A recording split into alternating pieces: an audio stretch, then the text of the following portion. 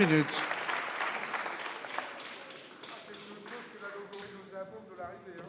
Monsieur Julien,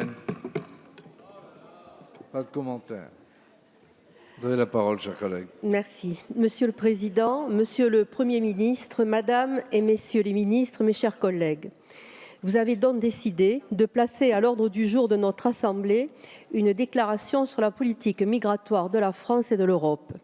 Sans vote à l'issue de cette discussion et sans la moindre prise de décision concrète, nous pouvons légitimement nous interroger sur la finalité de cette initiative, une initiative qui nous écarte des priorités exprimées par nos concitoyens, c'est le cas du devenir des retraites ou du pouvoir d'achat.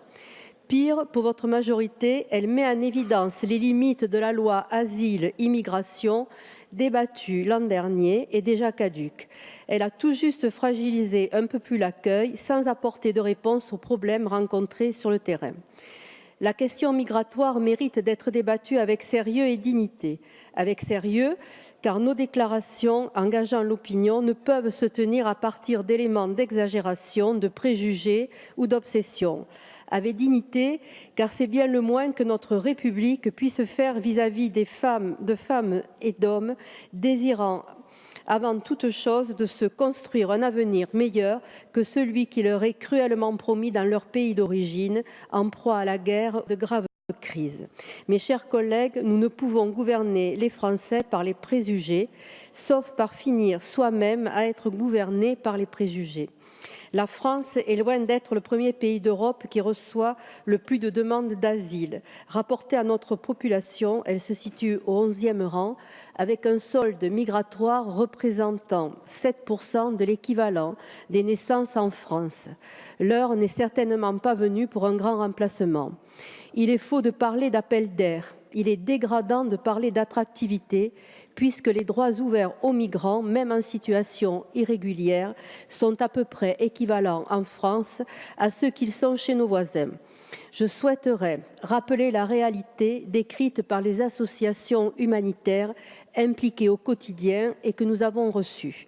À l'unisson, ils dénoncent des faits suffisamment graves pour rappeler à nos consciences ce qui se trame concrètement.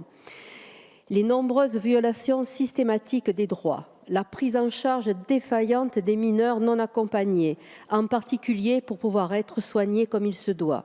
À ce stade, il convient de rappeler l'ineptie de la soi-disant attractivité de la France lorsque seulement 10% d'entre eux savent qu'ils peuvent se faire soigner et en même temps que 36% nécessitent des soins urgents. À l'image des terribles témoignages de situations précaires, nous ne pouvons concevoir que notre système de santé, un des meilleurs du monde, puisse être fermé aux personnes les plus fragiles vivant sur notre territoire. Dans ces conditions, nous bafouons nos valeurs de terre d'accueil ainsi que la logique de santé publique en laissant planer le doute sur une forme de tourisme médical. Vous refusez de donner un pavillon à un bateau de sauvetage en Méditerranée. Vous criminalisez l'action des ONG et des bénévoles qui s'engagent avec sincérité et humanité. Finalement, quelle est la réalité aujourd'hui ?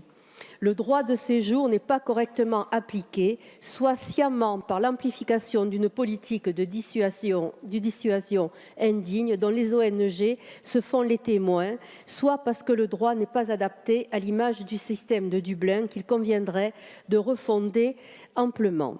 Le droit d'asile doit être garanti à toutes celles et tous ceux qui peuvent y prétendre conformément à notre tradition historique et à nos engagements internationaux.